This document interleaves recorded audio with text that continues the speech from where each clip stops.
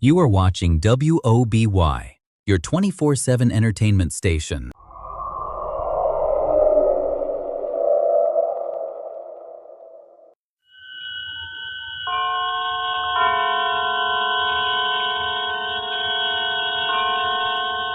The Columbia Network takes pleasure in bringing you Suspense.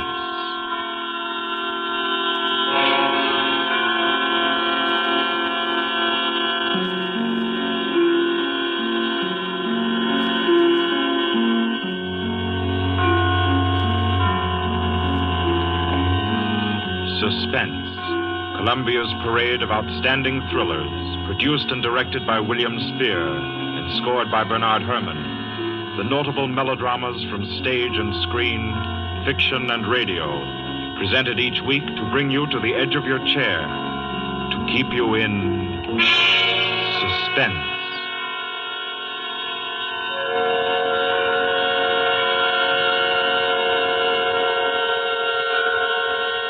Good evening. This is Orson Welles. I'm very happy I am to be back in the United States and back on the Columbia Network, even for so short a visit as this one. Back with old friends like Johnny Dietz, who's tonight's director, and Bernard Herrmann. The Mercury Theater presented tonight's radio play for the first time last year. We came right out then and hailed it as a classic of the medium. Nobody argued the point. A lot of people asked us to do it again, so it's gratifying to get the chance now. And to find a favorite of ours in this distinguished anthology of spook shows. Personally, I've never met anybody who didn't like a good ghost story. But I know a lot of people who think there are a lot of people who don't like a good ghost story. For the benefit of these, at least, I go on record at the outset of this evening's entertainment with the sober assurance that although blood may be curdled on this program, none will be spilt. There's no shooting, knifing, throttling, axing, or poisoning here. No clanking chains, no cobwebs, no bony and or hairy hands appearing from secret panels, or better yet, bedroom curtains. If it's any part of that dear old phosphorescent foolishness that people who don't like ghost stories don't like, then again, I promise you, we haven't got it. Not tonight. What we do have is a thriller. It's half as good as we think it is. You can call it a shocker. It's already been called a real Orson Welles story. Now, frankly, I don't know what this means. I've been on the air directing and acting in my own shows for quite a while now, and I don't suppose I've done more than half a dozen thrillers in all that time.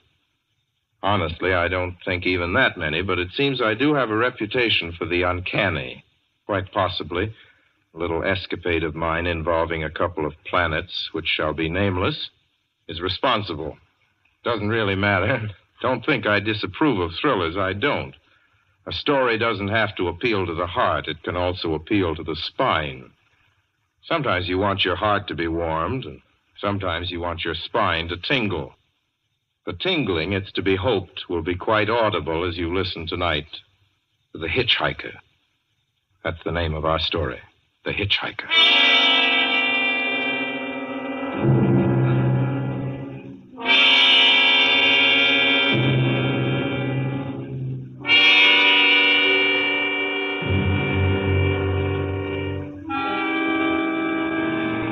I'm in an auto camp on Route 66, just west of Gallup, New Mexico. If I tell it, perhaps it'll help me. Keep me from going crazy. I gotta tell this quickly. I'm not crazy now. I feel perfectly well, except that I'm running a slight temperature. My name is Ronald Adams. I'm 36 years of age, unmarried, tall, dark, with a black mustache. I drive a 1940 Buick, license number 6Y175189. I was born in Brooklyn. All this I know. I know that I'm at this moment perfectly sane.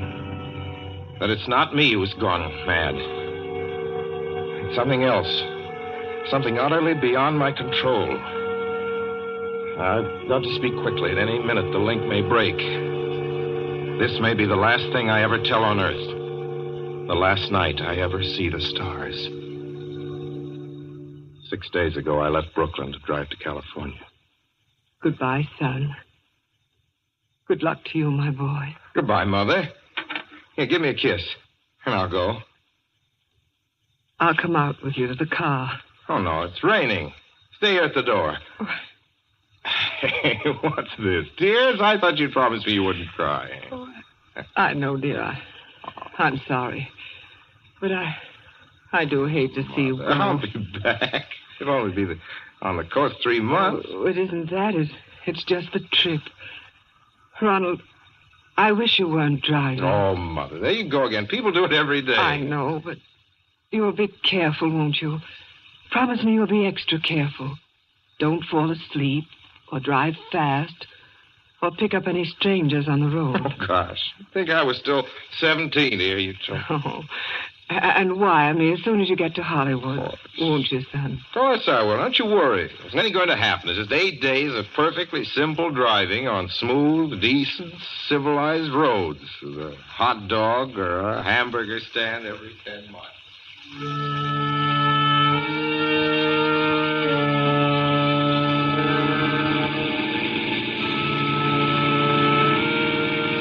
I was in fine spirits.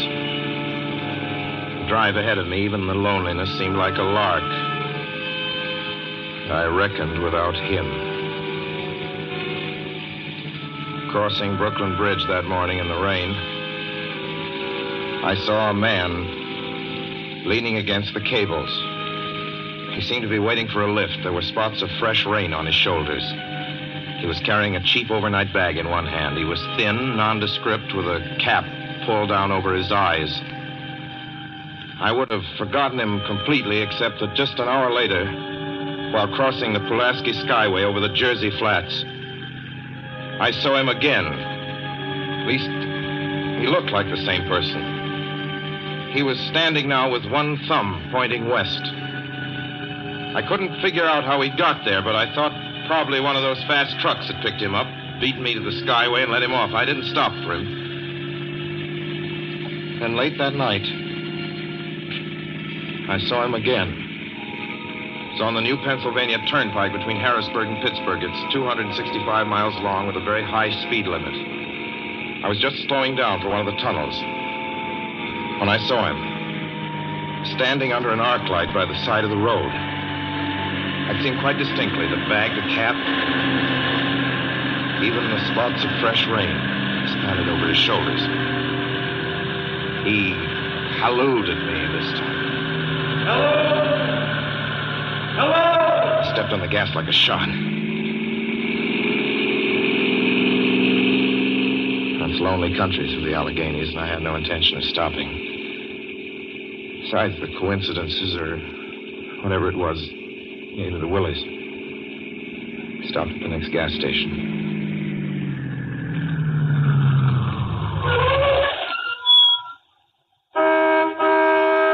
Yes, sir. Fill her up. Certainly, sir. Check your oil, sir? No, thanks.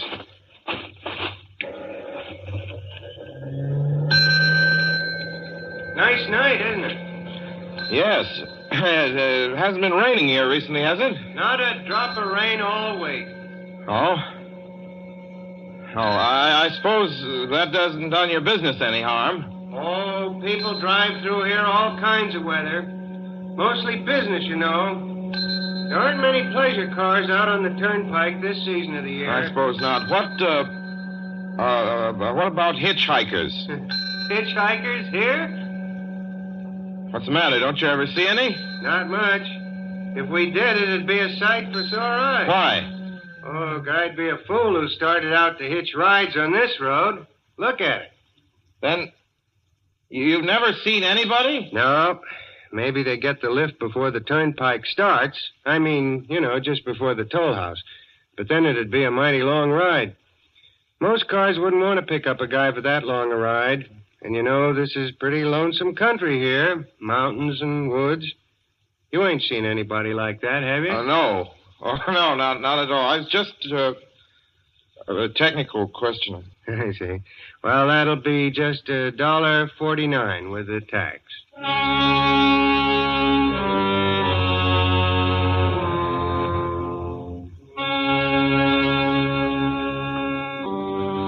Gradually passed through my mind a sheer coincidence. I had a good night's sleep in Pittsburgh. I didn't think about the man all next day until just outside of Zanesville, Ohio, I saw him again. was a bright, sunshiny afternoon. The peaceful Ohio fields, brown with the autumn stubble, lay dreaming in the golden light. I was driving slowly, drinking it in, when the road suddenly ended in a detour. In front of the barrier, he was standing.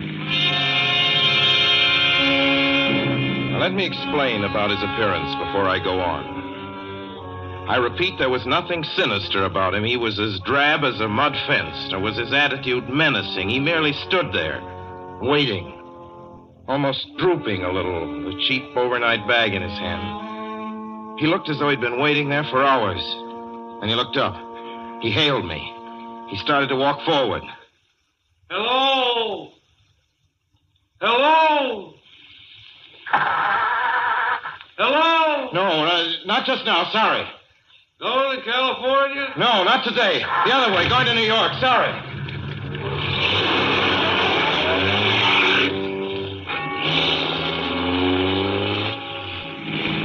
After I got the car back on the road again, I felt like a fool. Yet the thought of picking him up, of having him sit beside me, was somehow unbearable. At the same time, I felt, more than ever, unspeakably alone.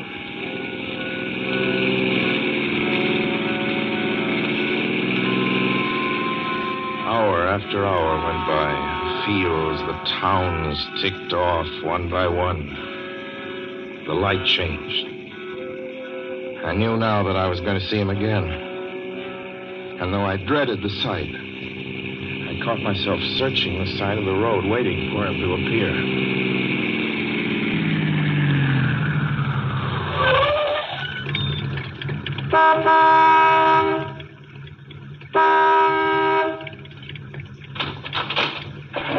Yeah, what is it? What do you want? Sell sandwiches and pop here, don't you? Yeah, we do in the daytime. But we're closed up now for the I know, night. but I was wondering if you could possibly have a cup of coffee, black coffee, just... No, not this time of night, mister. My wife's a cook. She's in bed. No, don't shut the door, please. Listen, just a minute ago... just a minute ago, there was a man standing here right beside the stand, a suspicious-looking man. I don't mean to disturb it. You see, I was driving along when I just happened to look, and there he was. How's he doing? Well, nothing. You've been taking a nip. That's what you've been doing. Now, on your way before I call out Sheriff Oates.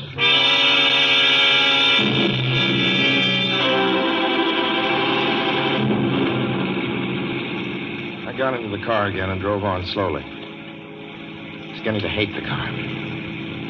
If I could have found a place to stop, to rest a little. I was in the Ozark Mountains of Missouri now. A few resort places there were closed, only an occasional log cabin, seemingly deserted. That's all that broke the monotony of the wild, wooded landscape. I had seen him at that roadside stand. I knew I'd see him again. Maybe at the next turn of the road. I knew that when I saw him next, I would run him down.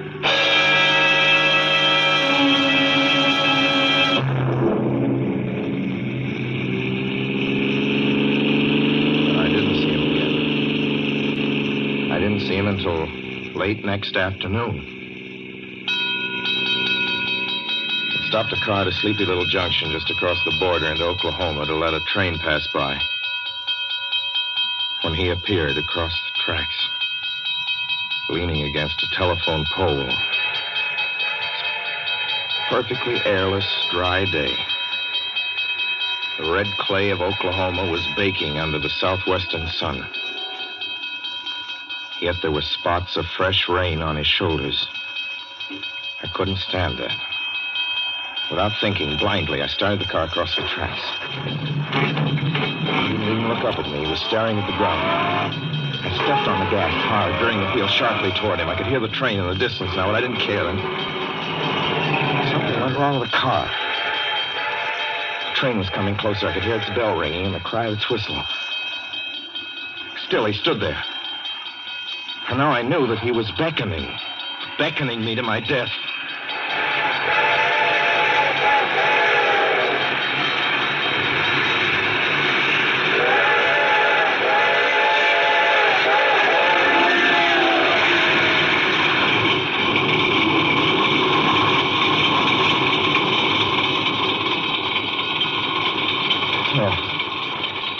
frustrated him that time.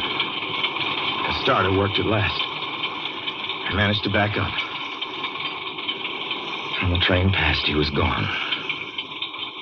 I was all alone in the hot, dry afternoon.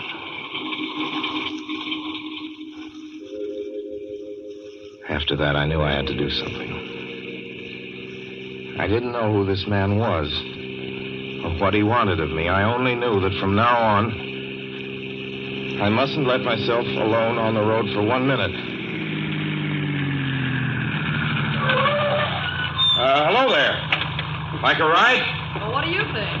How far are you going? Where do you want to go? Amarillo, Texas. I'll drive you there. Gee.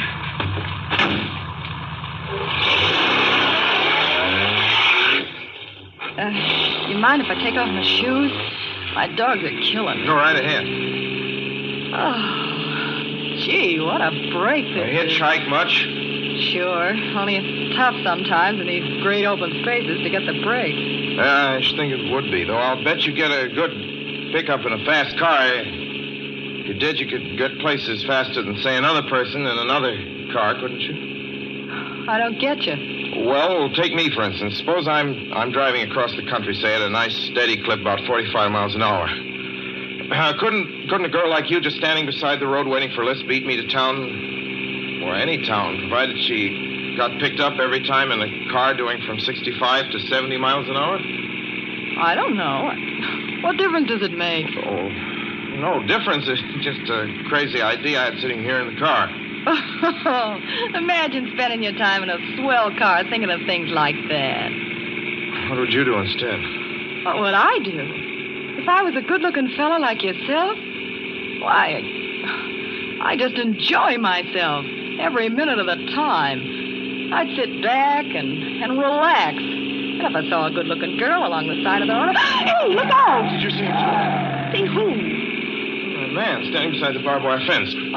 I didn't see anybody. There wasn't nothing but a bunch of cows and a wire fence. No? What'd you think you was doing? Trying to run into the barbed wire There's a man fence? there, I tell you. A thin gray man with an overnight bag in his hand. And I was trying to run him down. Run him down? You mean kill him? Say you didn't see him back there? You sure? I didn't see a soul. As far as that's Watch concerned... for him the next time and keep watching. Keep your eyes peeled on the road. He'll turn up again. Maybe any minute now. There! Look there!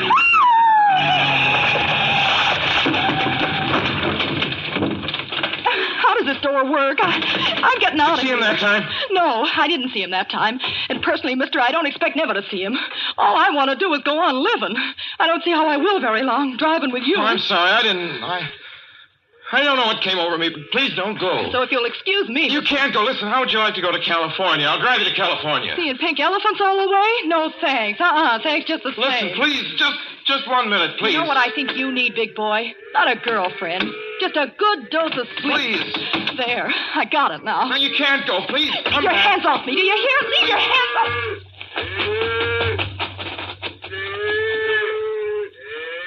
She ran from me. As though I were a monster. A few minutes later, I saw a passing truck pick her up. I knew then that I was utterly alone. It was in the heart of the great Texas prairies. There wasn't a car on the road after the truck went by. I tried to figure out what to do, how to get hold of myself. If I could find a place to rest, or even if I could sleep right here in the car for a few hours along the side of the road. I was getting my winter overcoat out of the back seat to use as a blanket when I saw him coming toward me, emerging from the herd of moving steer. Hello?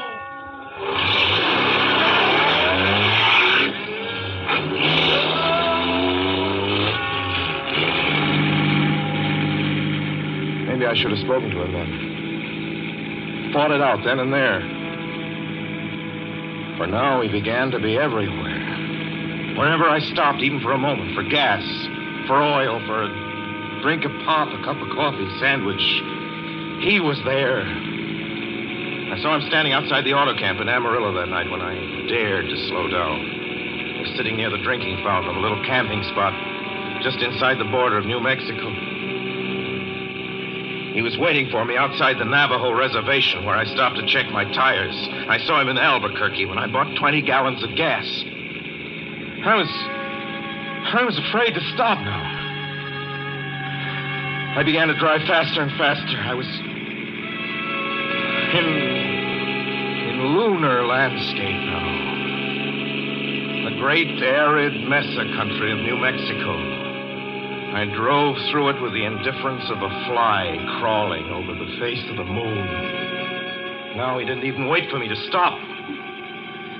Unless I drove at 85 miles an hour over those endless roads, he waited for me at every other mile. I'd see his figure, shadowless, flitting before me, still in its same attitude, over the cold, lifeless ground, flitting over dried-up rivers, over broken stones cast up by old glacial upheavals, flitting in that pure and cloudless air. I was beside myself when I finally reached Gallup, New Mexico this morning. There's an auto camp here. Cold, almost deserted this time of year. I went inside and asked if there was a telephone. I had the feeling that if only I could speak to someone familiar, someone I loved, I could pull myself together.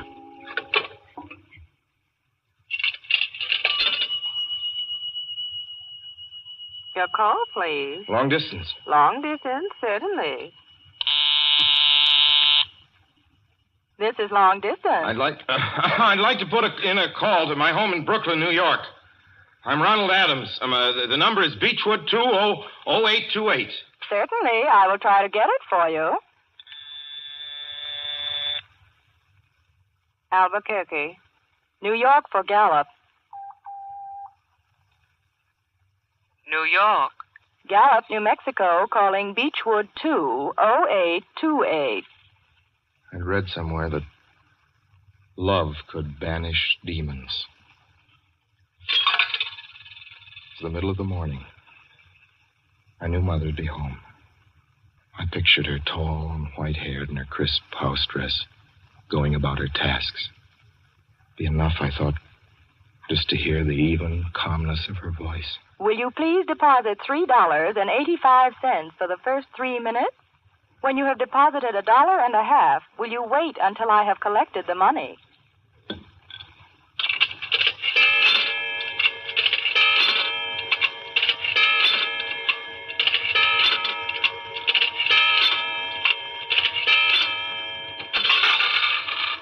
All right, deposit another $1.50.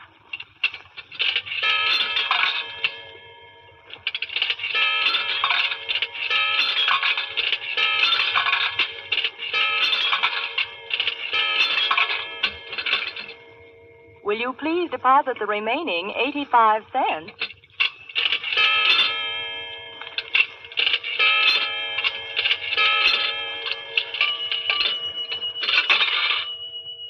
Ready with Brooklyn. Go ahead, please. Hello? Mrs. Adams' residence. Hello, Mother? This is Mrs. Adams' residence. Who is it you wish to speak to, please? What? Oh, who's this?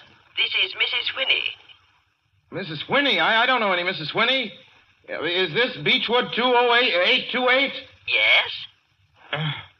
Where's my mother? Where's Mrs. Adams? Mrs. Adams is not at home. She's still in the hospital. The hospital? Yes. Who is this calling, please? Is it a member of the family? Well, what's she in the hospital for? She's been prostrated for 5 days. Nervous breakdown. But who is this Nervous calling? breakdown? Well, my mother never was nervous. It's all taken place since the death of her oldest son, Ronald. Death of her oldest son, Ronald? Hey, what's this? What number is this? This is Beechwood 20828. It's all been very sudden. He was killed just 6 days ago in an automobile accident on the Brooklyn Bridge. Your 3 minutes are up, sir. Your 3 minutes are up, sir. Your 3 minutes are up, sir. And so I'm sitting here in this deserted auto camp in Gallup, New Mexico. I'm trying to think. Trying to get hold of myself. Otherwise, I'm going to go crazy. Outside, it's night.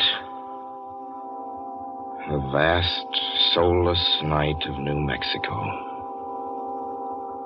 1,000,000 stars are in the sky. Ahead of me stretch 1,000 miles of empty mesa. Mountains, prairies,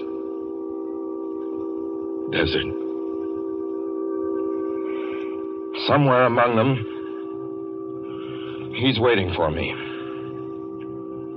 Somewhere I shall know who he is and who I am.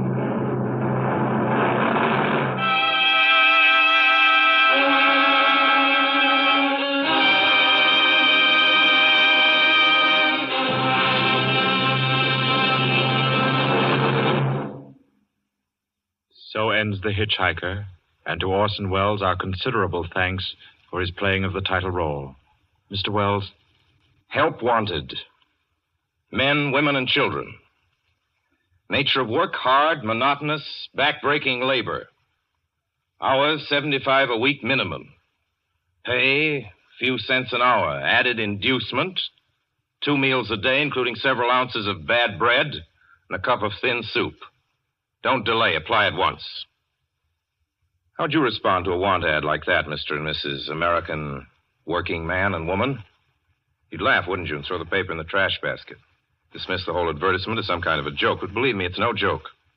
It's a simple statement of the working conditions that exist today in Nazi Germany and the conquered countries under Nazi rule. It's also an exact statement of the working conditions that will be imposed on you and every member of your family if the Nazis win this war. You yourself personally can stop them from winning, as you know. You don't have to give up your well-paid job to do it. You needn't have to be a soldier or a sailor or an airman or a nurse or a war worker to ensure American victory. Uncle Sam doesn't ask plain, ordinary, hard-working citizens like you to give him anything. All he asks, all this he does ask very seriously and very urgently, is that you loan him 10 cents out of every dollar you make.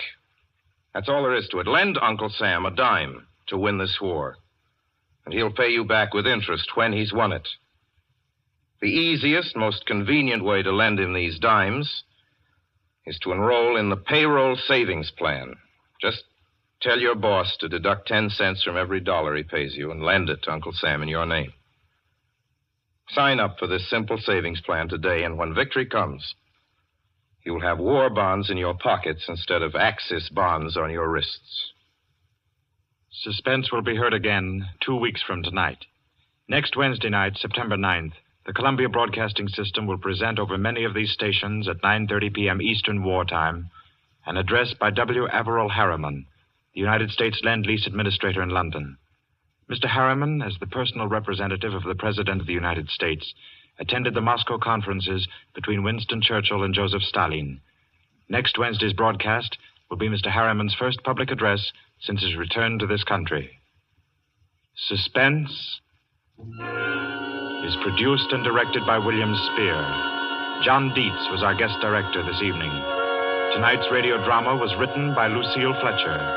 The original score was by Bernard Herrmann.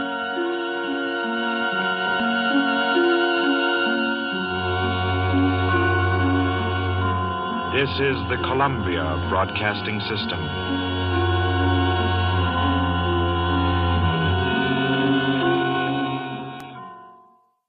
Thank you for watching WOBY. Please take a moment to subscribe and explore our channel for more shows, music, and movies. There is always something new to discover on WOBY.